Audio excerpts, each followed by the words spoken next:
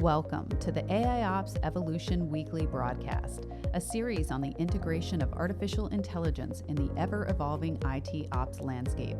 Discover how AIOps is transforming operations to create flow in organizations. And remember to join the AIOps Evolution community to stay connected and subscribe to the show at AIOPSEvolution.com. Now, let's join our hosts, Sean McDermott and Bill Driscoll, IT thought leaders, visionaries, and the voices on the other end of the mic for the latest episode of AIOps Evolution Weekly. Good afternoon, everybody. Welcome to the AIOps Evolution broadcast, our weekly broadcast talking all topics around AIOps. I'm your host, Sean McDermott, and my co-host, Bill Driscoll. Bill, how are you doing today? Doing well. How about yourself, Sean? I'm doing well. How was your week? Yeah, it's been pretty good. I think we're starting to feel the temperature change, the end of year, maybe not the holidays quite yet, but I guess just the pressure to kind of get everything done before the holidays get here. So, yeah. which is good. So it's been busy with our customers. All rapidly approaching.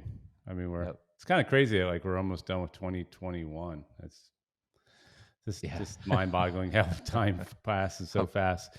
So this week, you and I talked, and we were like, let's talk about cloud orchestration, automation, and AIOps related to that. So we have a few articles to talk about that and some topics to discuss. But before we do that, I came across an interesting article that I think I sent it over to you. I don't know if you got a chance to read it. But it's called Automation versus IT Jobs, 3 Ways Leaders Can Address Layoff Fears. Mm-hmm. And I'm always interested in articles like this because having spent so much time in the automation space and continue to as our consulting company does a lot of work around automation, we've always kind of heard this idea that automation is going to replace jobs and everyone's kind of freaked out. And it just doesn't seem to kind of play out, right? And what's interesting, I think, that this article brought up, there's a couple of points that this article brought up and some ideas that made me think. One was that delivering what IT does, so essentially what delivering IT does today now, like in this day and age, takes a tremendous amount of automation.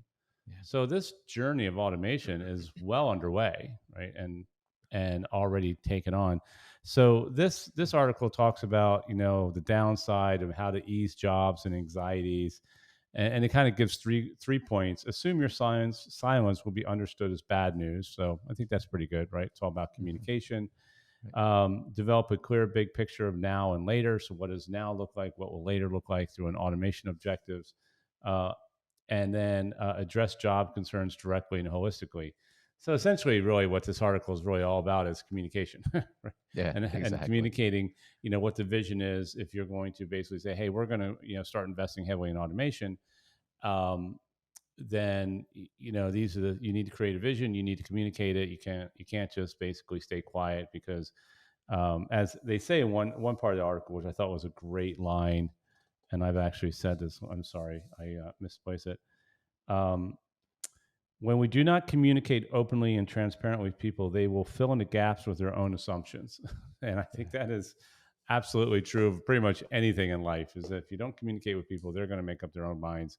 And usually it's a selfish based representation of what they think the gaps are because that's how they think.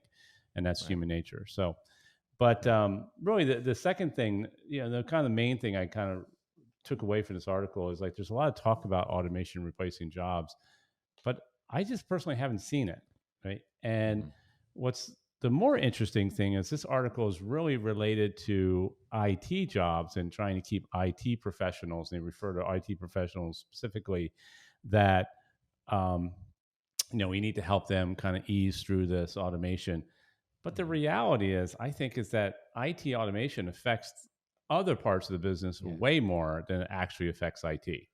Right. Yep. So when you talk about IT building kiosks, so you don't have to have as many ticket agents at an airline, that's affecting the ticket agents, not the IT people. Right. And when you talk about self-driving cars, and Andrew Yang, during his run talked about automation and the trucking industry, you're talking about all that IT to create self-driving trucks is putting truckers out of business, not the IT people. Yeah. So I think that this is more of a societal conversation to have and not as much of an IT conversation. So love to get your thoughts on that. Yeah, I mean, if I totally agree. If you're in the IT industry, you're in the right industry as far as this goes, right? I think you just got to keep upskilling and reskilling, and that was part of the message as well. I do think, productivity or innovation's kind of growing exponentially. We keep saying, but the human race isn't really growing exponentially. I don't think so. We're kind of a somewhat stable, growing at a much smaller rate, and so I think the impact that IT has had in the last 30 years is I don't think we're going to see more impact. I think it's going to continue, but I think we've already seen, tons of ways that has impacted, and it hasn't been IT workers that it's been impacting. It's been all these other industries. And so I think the other industries, the other jobs, I guess I should say, if you're not in technology, you're not in kind of designing new things and innovative things, new products, new ways to kind of satisfy and drive consumption, I guess, or make things efficient. Yeah, you're probably need to start looking at how you get into that role. But if you're in IT, you're in the right position. And I think communicating, that sort of, it doesn't exactly say what to communicate. It just says mostly communicate as a whole. And I think where the business is going, most businesses aren't about, we just need to keep reducing cost. It is about, we're going into new markets, we're going into new products, we're going into new spaces. And I think that needs to be part of that message, and that we're trying to make this efficient so that we can start investing and drive into new spaces. And they absolutely need IT to do that. So, yeah, I agree. And I think if you're a worker doing a manual process, you probably need to think about what the future is going to be like, and doing a little bit of research as to what the trends are in technology within that sector. And if you're an IT person, maybe working in the help desk or something like that, start thinking about your career. I mean, it's all about having a growth mindset. And if you have a growth mindset, then you'll always be thinking about retooling and skills. And I think that applies to everything. But I think there's more opportunities. I mean, there's jobs today that exist in IT that didn't exist 5 years ago. So IT is actually growing. There's not enough people to fulfill all the positions, and especially in cybersecurity. So really, you should be able to retool yourself and retool your skill sets. But I think the bigger conversation is when you're talking about automation and driving that into the consumer space and the general workforce, and what's the impact of maybe automating 30 million jobs away. Yeah. And those are big macro issues that we will not solve on this broadcast. So no. Okay, so let's kind of move on and let's get into cloud orchestration, and let's talk a little bit about that. So you brought up an article kind of laying the baseline of what cloud orchestration is all about. So I'll hand the baton to you for this one. Yeah, as far, what better title of an article than called "What is Cloud Orchestration Software?" I think it gets right to the point as to what this article is about. And it was brought to us by IT Pro Portal. Nishep Mile wrote this article last week sometime.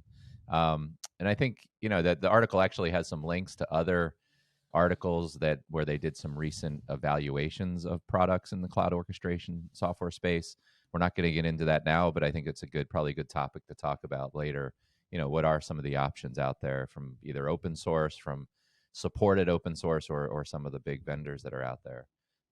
But really, the main points that they talked about is it's really an orientation. What is cloud orchestration? And I think they talked about it's really, in the scale of thousands of servers, thousands of containers, thousands of applications and microservices that are in one cloud. And most companies, they have some workloads distributed across the major clouds or maybe some private clouds as well. It gets awfully complex. And first of all, automating some of those tasks is important, but really the process of, testing, deploying, validating, fixing, redeploying to production, building, compiling code, running multiple test suites. All of these are really multiple tasks that have to be automated. And when you get into those multiple tasks, really a process, they call that orchestration. And when it's happening in the cloud, they call it cloud orchestration. There's three main things that the article talks about, which I thought was a good way to kind of look at orchestration. The first one was resource orchestration, which is what resources do we need? What do we need to bring up from containers, from servers, from virtual machines? The second thing was workload. How do we distribute the workload and bring maybe tie into resources, but how do we make sure the work is distributed in round robin basis, or probably more intelligence. And then services, how do we stand up services, and how are the services kind of feed into the resources that are needed, but the workload. So it's where do the services go? And so really talks about the cloud deployment infrastructure, and really deploying and automating the deployment of all of that across those three dimensions, but then going and doing that in an intelligent, efficient way, so that really the humans, these people with the jobs, are really designing what those orchestrations are, and then really doing some of the monitoring and watching out for some of the changes or some of the things that could be done. But it really is, it's an impossible job to be done with just purely manual manual task management by humans. And so that's really the case being made here. They talk about some benefits later in the article, but maybe before we get into some of those, I don't know if you had a chance to look at it, Sean, and any thoughts you had. Obviously, you've been involved in orchestration for a while. Yeah, I don't. There's a couple things that kind of jumped out at me. I thought it was a really good article, just kind of laying the baseline of what orchestration is, and we might as well talk about orchestration in the cloud, because pretty much everybody's moving to the cloud. So, yep. But you're right. Orchestration is orchestration. It's whether it's in the cloud, if it happens to be done in AWS or Azure, then it's cloud orchestration. But they made one point which I really wanted to kind of hammer home, because I've been talking about that, and I think I wrote an article about this for Forbes, and I think it just was released a few weeks ago, about task-based automation versus end-to-end automation. And end-to-end automation is really orchestration. And there's a tremendous amount of automation going on out there, whether it's individual scripts or small things, or some type of workflow being done inside of an application that's making an API call, or posting a message onto something happens and you post a message on Slack. Like, we have all kinds of automation like that in our companies. Orchestration is really the ability to piece together all these little kind of discrete pieces of automation into a end-to-end automated process with decision points in between, right? So that's kind of the key, is how does one piece of automation, one individual discrete automation, connect to a second piece, and what is the decision that gets made in between that? Because you may actually fork off and do several other task-based automations, and those will lead to other decisions that lead to other automations, and it can be very dynamic. So orchestration is really, that's the space that I've been focused on for the last 15 years. So I was glad that they kind of brought that up in the article, because I think it's just a really, really interesting, it's a really fundamental thing to understand about automation versus orchestration. Other than that, I thought this was a really good, just base of understanding, foundation for automation and orchestration in the cloud area, and that I think that it leads well to the next article. So I don't have very many more comments on that. I think you covered a lot. I'll add a couple things that sort of segue to that next article that you had found. One of the features was unified visibility that they talked about, one of the benefits. So, that goes back to the human role, right? Is you can set up all these automations and orchestrations, but you need to have a visualization, a dashboard, kind of governance as to how you're managing these orchestrations, getting the metrics, getting the information you need to know how many have deployed, how many issues have we had, how many triggers, went off, so that your development team can learn and continue to improve it.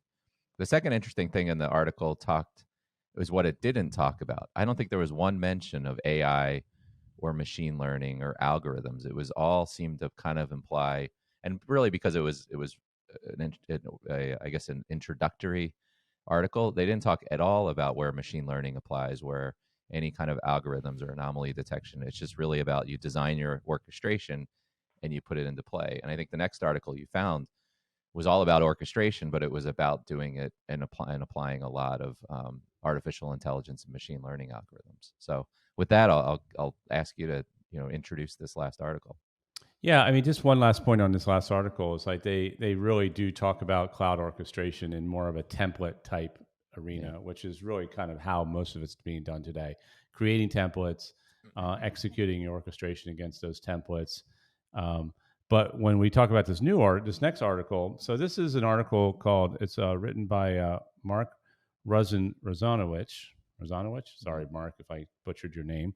And it's called Advancing Safe Deployment with AIOps, Introducing Gandalf. So Gandalf is actually a platform that's been developed by Azure. So we are not endorsing Gandalf or Azure on this podcast. We're just kind of using this as an example. But what I liked about this article was the real world applicability of AIOps in the cloud environment as part of their orchestration strategy. But when you look at it, it really does kind of go back to the fundamental use cases that we're seeing for AIOps around anomaly detection and correlation and root cause analysis and decision making. So so it starts off really about continuous monitoring. Kind of one of the key points of the article is like this is all about providing a continuous monitoring and being able to do historical as well as real time. Then they talk about dynamic thresholds, and this is kind of one key thing about the use case of AIOps in general is this the ability to process vast amounts of historical data to make dynamic decisions. So 10 years ago when we were building out models for monitoring applications and systems, we would create thresholds, right? And these thresholds would be very static. But we now know, and we kind of knew back then, but we know that dynamic thresholding is really key because every application responds differently at different times of the day under different workload conditions, and that those workload conditions are sometimes very unpredictable. So you can't just apply a threshold or else you're just going to get alert storms and everything like that, and most of them are going to be false. Yep. So this whole idea of dynamic thresholding as part of the AI core is really core to the AIOps use case because only AIOps and machine learning can really process mass amounts of historical data to give you that dynamic thresholding because it can actually start looking at patterns. And they talk a lot about fault signatures and failure signatures, which I was kind of geeking out on, which I thought was pretty cool. As an engineer and a mathematics minor, I thought that was just really cool stuff. They actually provide a model, a very simple model, the overview. So really it's broken down into the data sources, detection, correlation, and decision, orchestration, and then the consumers of the data. So the one thing I will say about this article is that as good as it was of overviewing what they're doing, I thought the lightest area was around orchestration because they really they really equated orchestration as data storage. And I wasn't quite sure like where they're going with that, but the rest of it is really good and really kind of keyed into the fact that as we continue to talk about AIOps, it's all about the data, right? And sourcing the data and building the models in order to do that. And this is a really interesting article if you want to just get a really kind of geeked out taste of building models and these false signatures and failure signatures and how they use these things and how they, in the AI world of building matrices of tracking these things through these matrices that the AI models then can read and start making decisions based on these false signatures and failure signatures. So I thought it was a great article. And I think it's as a real world example of what's going on in AIOps applicability. This was about, one of the better articles I've probably seen. Yeah, I agree. And it wasn't about kind of general industry or higher level. We really went in. We usually don't pick articles that drill into how a particular product works, but we thought in them describing at Microsoft Azure, one of the, the second kind of biggest cloud out there, how are they doing orchestration? We think is worth looking at, and their technology Gandalf. And it really just revealed a lot of the common themes we're seeing. We talk about in AIOps. The real focus of Gandalf and this article is advancing the title, advancing safe deployment. So this was all about taking monitoring data and applying that into your service deployment process, right? Which we do work in, and how important that is. And so I liked they talk about bringing in metric data, performance data, failure signals, and also update events as to what is happening in the environment that may result in a failure, may result in success. But I like how they broke it out into kind of correlation process and then decision process. And so I think a lot of that correlation process is what really acts as a trigger to sort of make sense of what's going on. And then that feeds into really a go, no go, a yes, no kind of binary decision tree that has to be applied to is it meeting a threshold or not? And those thresholds are, in the correlation at least, it's not just dynamic like you talked about. It's multiple thresholds, multiple metrics, multiple failure signals kind of have to come together in there. And so some of the things I've come across in machine learning, they're applying in this. There's anomaly detection, which goes into dynamic and multi-threshold. There's voting algorithms, both spatial means where it is, where things are related to each other in the infrastructure, and temporal meaning in time. Did something happen now, then happen within 5 seconds? That's relevant. And then what they call exponential decaying. I'm not going to try to explain that now, but that's definitely a behavior, one of the behaviors that's looked at. And then the decision process, they mentioned fault signatures, that they're trying to map what does a fault look like, and then blamed component, which I think goes back into the spatial, like the topology, the relationships, and what is the component that's causing the downstream impact. And so all of that technology is kind of coming together. We've talked about in other forums of how you deal with metric and event data, but they're applying it to making sure a deployment is quote unquote safe. So I really think it's a great just education, I guess, of how these different technologies work in an implementation like Gandalf. Yeah, I think the other interesting thing was when they talked about the detection side, right, and how they're using different types of data. So they've got streaming data that's coming in directly from devices, and then they have batch data, which is the historical data, and how they're storing that, and how they're pulling in that batch data, and how they process that batch data, and then use that as part of their models. So yeah, I thought this was just a really good article.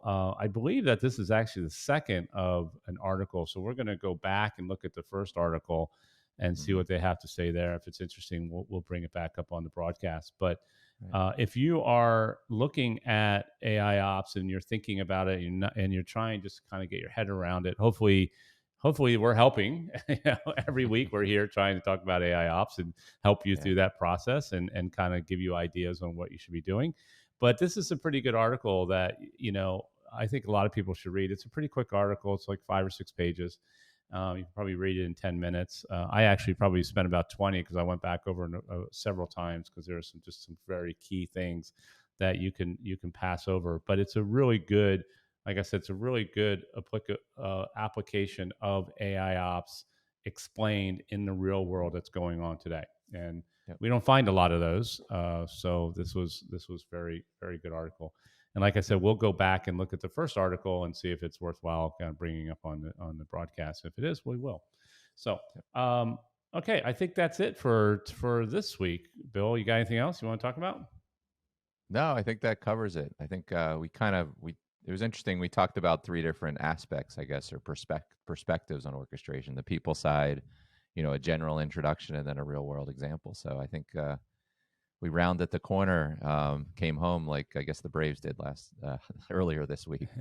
That's like that's a trifecta of AIOps we just did there. So that's right. Awesome.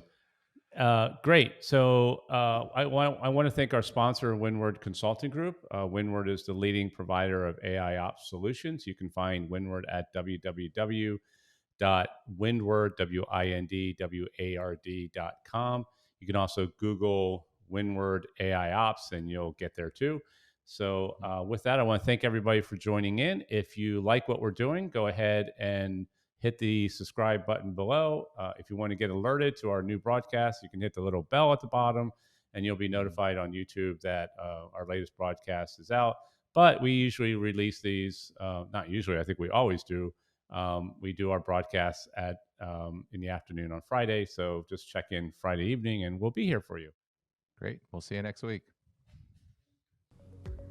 Thank you for joining us in this conversation about AIOps and the future of IT operations. Interested in a deeper dive on these topics? Check out our resources available at AIOpsevolution.com. And remember to subscribe to get the latest episode.